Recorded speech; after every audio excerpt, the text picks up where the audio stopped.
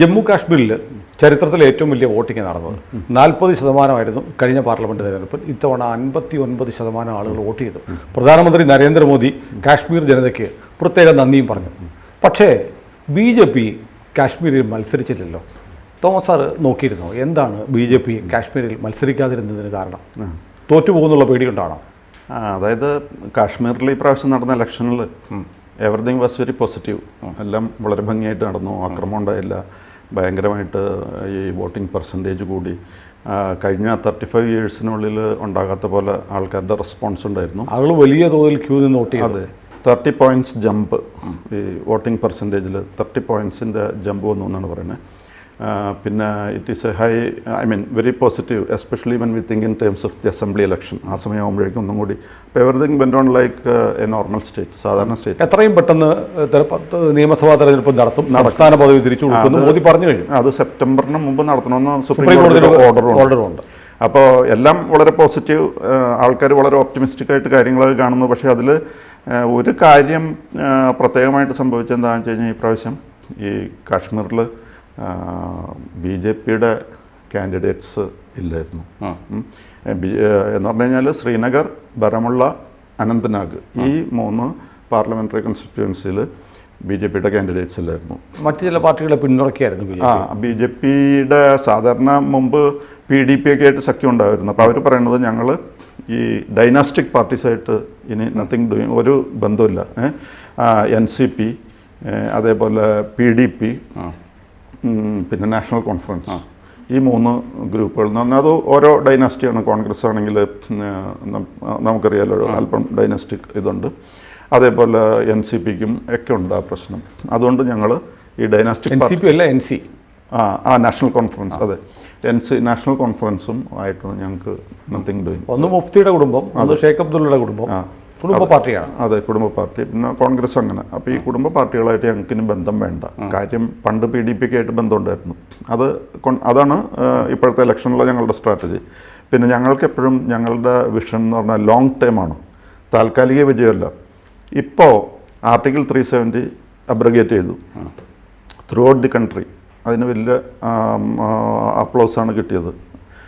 പക്ഷേ കാശ്മീരിൽ ഈ പറഞ്ഞ ശ്രീനഗർ, ബരാമുള്ള, അനന്ത്നാഗ് ഇവിടെ ഇന്ത്യയുടെ മറ്റു ഭാഗങ്ങളിലുള്ള സപ്പോർട്ട് കിട്ടിയിട്ടുണ്ടാവില്ല എന്നാണ് വിചാരിക്കുന്നത്. അപ്പോൾ എല്ലാ ചാനലുകളും പറയണത് BJP പേടിച്ച് ഓടി, അവിടെ ഇനി ഞാൻ പോകാൻ പറ്റില്ല, അവിടെ വലിയ വിജയം നേടി രാജ്യത്ത് മുഴുവനും വലിയ ഓളങ്ങളുണ്ടാക്കിയ ഒരു സംഭവമാണ്. പക്ഷേ ഈ പറഞ്ഞ 3 ഡിസ്ട്രിക്ട്സിലും പോകാനായിട്ട് പറ്റാത്ത അവസ്ഥയാണെന്ന് പറഞ്ഞു. അല്ലെങ്കിൽ പാർലമെന്ററി കോൺസ്റ്റിറ്റ്യുവൻസിൽ മത്സരിക്കാൻ പറ്റുന്ന ഗ്രൗണ്ട് ഒരുക്കിയിട്ടില്ല. അപ്പോൾ അവർ പറയുന്നത് we are here to conquer hearts. ഞങ്ങൾക്ക് കോൺകർ കാശ്മീർ എന്നുള്ളതല്ല ലക്ഷ്യം. അങ്ങനെ ഒരു കോൺകസ്റ്റ് നടത്താനോ കീഴടക്കാനോ അല്ല ഞങ്ങൾ നടക്കുന്നത്. ഹൃദയത്തിൽ സ്ഥാനം നേടുക എന്നുള്ളതാണ് ഞങ്ങളുടെ ആഗ്രഹം.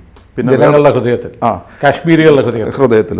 അപ്പോൾ അല്ലെങ്കിൽ അവർക്ക് ഈ പറഞ്ഞ ജമ്മുവിൽ ഉധംപൂർ ആൻഡ് ജമ്മു അവിടെ രണ്ടിടത്ത് അവർക്ക് തന്നെ കിട്ടുള്ളൂ. അതിൽ BJPക്ക് കിട്ടുള്ളൂ. കാരണം അതൊരു ഹിന്ദു ഡോമിനേറ്റഡ് പ്ലേസാണ്. അപ്പോൾ അവിടെ എങ്ങനെയാലും അവർക്ക് കിട്ടും. പിന്നെ ഈ പറഞ്ഞ അനന്ത്നാഗ്, ബരാമുള്ള, ശ്രീനഗറാണ് പ്രശ്നമുള്ളത്. അവിടെ ഇപ്പം മത്സരിക്കാനുള്ള അതിൻ്റെ കാര്യം എന്താണെന്ന് വെച്ച് കഴിഞ്ഞാൽ ഞങ്ങൾ ഇപ്പോൾ പാർലമെൻറ്റ് കൂടുമല്ലോ. ഈ പാർലമെൻറ്റിൽ വിക്ടറി കിട്ടിക്കഴിയുമ്പോൾ ഉടനെ ഈ എങ്ങനെ ഡെവലപ്മെൻ്റ് ഉണ്ടാക്കാം, എങ്ങനെ രാജ്യത്തെ ഭംഗിയായിട്ട് കൊണ്ടുപോകാം, അത് ഞങ്ങൾ അവിടെ തെളിയിച്ചു കൊടുക്കും. എന്നിട്ട് ഞങ്ങൾ ഇറങ്ങാൻ പോകുന്നത് സെപ്റ്റംബറിലാണ്. സെപ്റ്റംബറിനകം ഇലക്ഷൻ നടത്തിക്കൊള്ളണമെന്ന് സുപ്രീം കോടതിയുടെ ഓർഡറുണ്ട്. അപ്പോൾ അതിനകം എങ്ങനെയാലും ഇലക്ഷൻ നടത്തണം. ആ സമയമാകുമ്പോഴേക്കും ഞങ്ങൾ ജനങ്ങളായിട്ട് നല്ല കോണ്ടാക്ട് വരും. കാരണം ഇവിടെ എന്തെല്ലാം ഡെവലപ്മെൻറ്റ് പറ്റുമോ, എന്തെല്ലാം ചെയ്യണോ, ഒരു പാർട്ടി എന്തൊക്കെ ചെയ്യാൻ പറ്റുമോ അതൊക്കെ അവിടെ അത്ഭുതങ്ങൾ പ്രവർത്തിച്ചിരിക്കും ഏതാനും മാസങ്ങൾക്കുള്ളിൽ.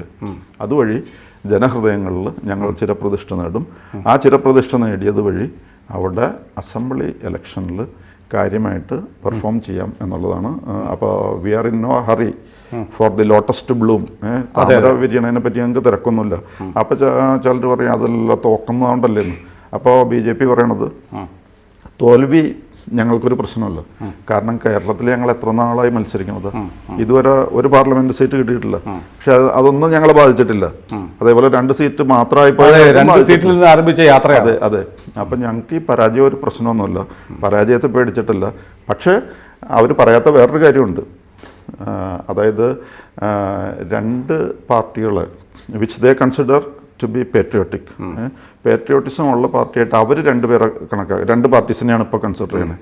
അതിലൊന്ന് PC ആണ്, പീപ്പിൾസ് കോൺഫറൻസ്, മറ്റേത് നാഷണൽ കോൺഫറൻസ്. അത് പോട്ടെ, അത് നമുക്ക് വേണ്ട. PC, പീപ്പിൾസ് കോൺഫറൻസ് എന്ന് പറഞ്ഞൊരു പാർട്ടിയുണ്ട്. പിന്നെ വേറൊരെണ്ണം JK അപ്നി party, JK Jammu Kashmir അപ്നി party എന്നുള്ളതാണ്, JKAP എന്നൊക്കെ പറയുന്നത്. അപ്പോൾ JKAPയും അതേപോലെ PCയും, ഈ രണ്ട് പാർട്ടികളും വളരെ രാജ്യസ്നേഹമുള്ള ആൾക്കാരാണ്.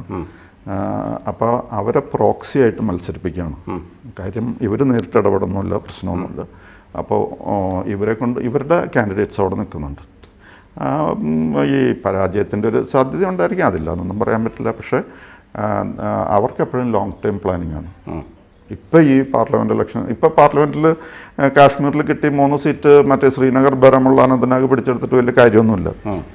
അല്ലാതെ തന്നെ അവർക്ക് കിട്ടേണ്ട കാര്യങ്ങളൊക്കെ മറ്റുള്ള സ്ഥലത്തു നിന്ന് കിട്ടും.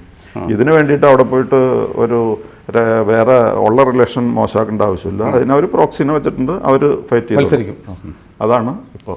അതെ, അതൊരു നല്ല സ്ട്രാറ്റജിയാണ്. കാരണം അവിടെ പെട്ടെന്ന് പോയി അവിടുത്തെ ഒന്നാമത് മുസ്ലിം ഭൂരിപക്ഷമാണ്, അവരുടെ പാർട്ടി എന്ന നിലയിൽ കാലങ്ങളായി അവിടെ നിൽക്കുന്ന പാർട്ടി, അവരോട് നേരിട്ട് പോയി മല്ലടിച്ച് ഒരു ഒരു റിഫ്റ്റ് ഉണ്ടാക്കേണ്ട. അത് അപ്പോൾ അതൊക്കെ അവിടെ തന്നെ ഉണ്ടായി വന്ന മുസ്ലിം വിഭാഗത്തിൽ നിന്ന് ഉദിച്ചു വന്ന രണ്ട് പാർട്ടികൾ അവരെ BJP സപ്പോർട്ട് ചെയ്യുന്നു. അങ്ങനെയാണല്ലോ. ഇപ്പം നമ്മുടെ കേരളത്തിൽ പോലും മലപ്പുറത്ത് CPM ചെയ്യുന്നത് എന്താ, അപ്പുറത്ത് വരുന്ന ഒരാളെ പിടിച്ചു വെച്ച് ഹംസയെ സപ്പോർട്ട് ചെയ്യുന്നു.